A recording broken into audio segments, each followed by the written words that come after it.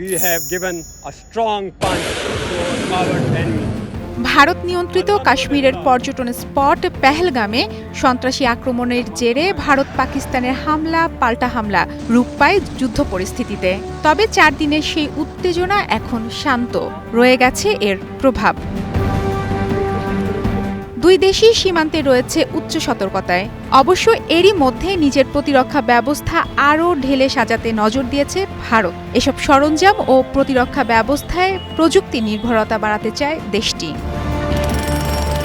এই পরিকল্পনার অংশ হিসেবে এরই মধ্যে প্রায় 231 মিলিয়ন মার্কিন ডলার ব্যয়ে মোট 13টি প্রতিরক্ষা চুক্তি সই করেছে ভারত সরকার। এসব চুক্তির আওতায় কেনা হবে integrated drone detection and interdiction system, low level lightweight radar, short range air defence launcher এবং বিভিন্ন ধরনের ক্ষেপণাস্ত্র। ভারতের প্রতিরক্ষা মন্ত্রণালয় বলছে, এসব সরঞ্জাম বাইরে থেকে নয়, কেনা হচ্ছে দেশীয় প্রতিষ্ঠান থেকে। প্রতিরক্ষা বিষয়ক গণমাধ্যম ডিফেন্স নিউজের বরাতে এ তথ্য জানা গেছে।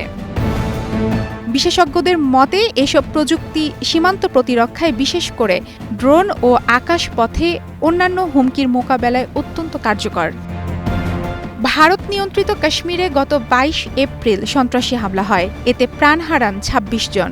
এই আক্রমণের জন্য ভারত দায়ী করে আসছিল পাকিস্তানের সন্ত্রাসী গোষ্ঠীকে। এরপর 7 মে অপারেশন সিঁদুর নামে প্রথমে হামলা চালায় পাকিস্তানের অভ্যন্তরে। এটিকে সার্বভৌমত্বের উপর আঘাত উল্লেখ করে পাকিস্তানও পাল্টা হামলা চালায়।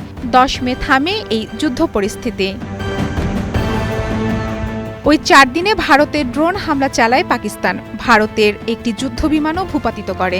এর পরপরই ভারত সরকার প্রতিরক্ষা সক্ষমতা দ্রুত বাড়াতে উদ্যোগী হয়।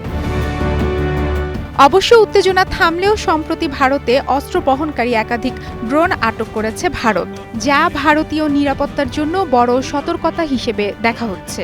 এই পরিস্থিতিতে ভারত কাউন্টার ড্রোন ও বিমান প্রতিরক্ষা ব্যবস্থা ঢেলে সাজাচ্ছে।